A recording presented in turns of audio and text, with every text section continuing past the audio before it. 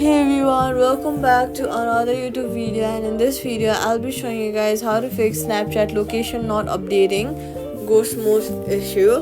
First of all, go to your settings app, search for Snapchat, and then make sure you have allowed location access, and then go ahead to your Snapchat and then turn off ghost mode. Then restart Snapchat by swiping it up from the bottom of your screen. Find Snapchat and then swipe it away. Then go ahead and open your app store and then update your app if the previous methods do not work. Updating it will clear out bugs and issues. Now if none of that work, at last move for a few seconds. Snap Map updates your movement. Safety tip: only share location with people you trust. Quick fix: sign out and back in, and that's it. Subscribe for more fixes.